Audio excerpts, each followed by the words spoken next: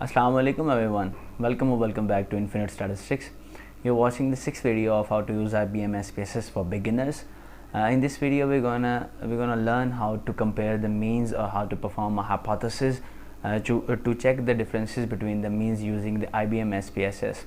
लेकिन उससे पहले मैं आपको इसका बेनिफिट बता दूं कि हमें ये सब करने का बेनिफिट क्या है, मींस को कंपेयर क्यों करते हैं हम एक्चुअली. फ़र्ज़ करें you have perform yourself और someone else has perform the survey, और उस पॉपुलेशन जिस पे सर्वे उस पर ने परफॉर्म किया है उसकी हमारे पास एक आउटपुट वैल्यू है, यानी मीन वैल्यू है, ऑलरेडी अवेलेबल है. तो हम लोग चाहते हैं कि हम लोगों ने जो सैम्पल कलेक्ट किया है जिस पे हम लोग काम कर रहे हैं वो देखना चाहते हैं कि उस पॉपुलेशन से रिलेट करता है कि नहीं, या उस पॉपुलेशन से मैच कर रहा है कि नहीं.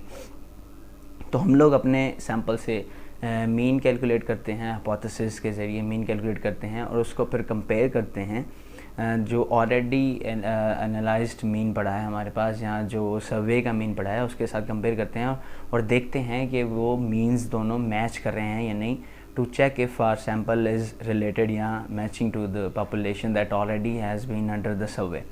यहाँ फ़र्ज़ करें एक और सिचुएशन आप फ़र्ज़ कर सकते हैं कि हम लोगों के पास एक सैम्पल है, उसका हम लोगों ने मीन ऑलरेडी कैलकुलेट कर लिया है और हम लोग चाहते हैं कि इस पे एक सैम्पल पे यहाँ जो सैम्पल इंडिविजुअल्स हैं उस पे हम लोग चाहते हैं कि एक ट्रीटमेंट अप्लाई किया जाए, या फ़र्ज़ करें कोई मेडिसिन अप्लाई की जा रही है और उस मेडिसिन का इफ़ेक्ट चेक करना चाहते हैं. तो हम लोग मेडिसिन अप्लाई करने से पहले एक मीन कैलकुलेट करेंगे और फिर मेडिसिन अप्लाई करने के बाद हम लोग जो सैम्पल है उसका एक मीन जो है वो कैलकुलेट करेंगे. फिर इन दोनों मीन्स को आपस में कंपेयर करेंगे ट्रीटमेंट का इफ़ेक्ट देखने के लिए या मेडिसिन का इफ़ेक्ट देखने के लिए कि दोनों मीन्स में कितना डिफरेंस आया है आफ्टर अप्लाइंग दैट मेडिसिन या आफ्टर अप्लाइंग दैट ट्रीटमेंट. तो let's go to the SPSS and perform a little analysis to compare the means. So here we are again at the data view of our SPSS. You guys can see that we have the same data that we had in the previous videos, but now we're gonna perform the t-test on the data. We're gonna go to the analyze, compare means this time, और जाएंगे one sample t-test में. All our variables are at the left, और हम लोगों ने जिस variable को test करना है, जिसका मीन जो है वो कंपेयर करना है, will drag it to the right और we can double click it. और हम लोग अभी ओनली हाइट में इंटरेस्टेड हैं, हम लोग हाइट के लिए मीन्स कंपेयर करना चाहते हैं, तो हम लोग हाइट पे डबल क्लिक करेंगे और जिस वैल्यू से कंपेयर करना चाहते हैं, एज आई टोल्ड यू, वो हम लोग यहाँ पे टेस्ट वैल्यू जो है वो टाइप करेंगे. Suppose that we have 65 average mean that we want to compare with the mean of our sample, तो हम लोग इसको 65 टाइप कर देते हैं. Just click on the okay button and we have the output window pop up here. हम लोग के पास सबसे पहले है सैम्पल स्टैटिस्टिक्स की समरी, जिसमें हम लोग के पास n है, n means the data values, और फिर मीन है जो उसका एवरेज मीन वैल्यू है, फिर स्टैंडर्ड डेविएशन है और स्टैंडर्ड एरर मीन है हाइट के लिए. इसके बाद हम लोग के पास है वन सैम्पल टेस्ट की जो समरी है. वन सैम्पल टेस्ट के लिए जो हमारे पास आउटपुट वैल्यूज़ हैं, सबसे पहले हमारे पास है टी वैल्यू और उसके बाद है degree of freedom. Degree of freedom is equal to n-1. तो हम लोग के पास n एज 10 है, तो 10-1 will be 9, that is our degree of freedom. और फिर इसके बाद है द सिग्निफिकेंट वैल्यू, और you can say it as p value.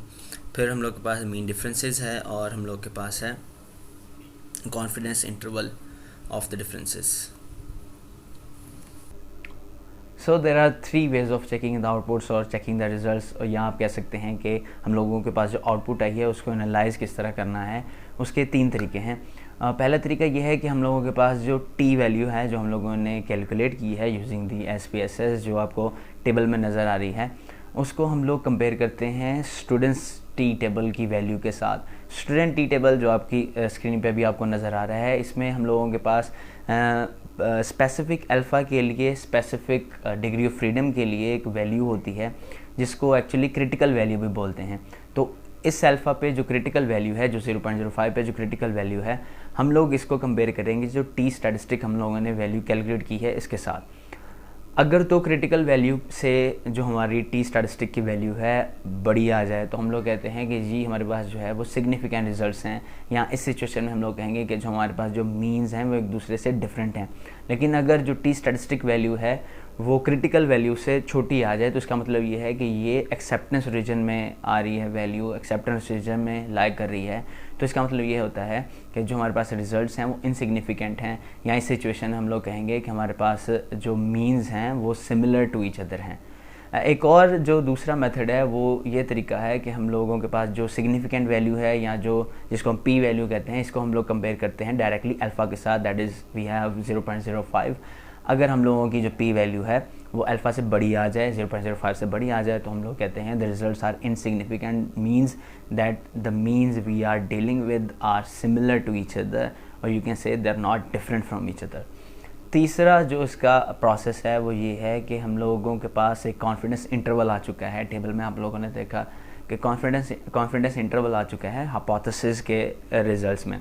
तो हम लोगों ने हाइपोथेसिस जो रखा था वो था कि the means the difference from the difference of the means is 0, means the difference of the means is 0, जो कि ये बताता है कि means जो हैं वो एक दूसरे से डिफरेंट नहीं हैं। तो हम लोग देखेंगे जो हम लोगों ने हाइपोथेसिस रखा है 0, वो एक्चुअली इस इंटरवल में 0 लाई कर रही है वैल्यू या नहीं। अगर तो लाई कर रही होगी तो हम लोग कहेंगे कि हम लोगों का जो हाइपोथेसिस है वो ट्रू है, मीन्स के जो डिफरेंसेस हैं, मीन्स के डिफरेंसेस हैं वो 0 हैं, या हम लोग कहेंगे कि मीन्स जो हैं वो एक दूसरे से सिमिलर हैं, डिफरेंट नहीं हैं।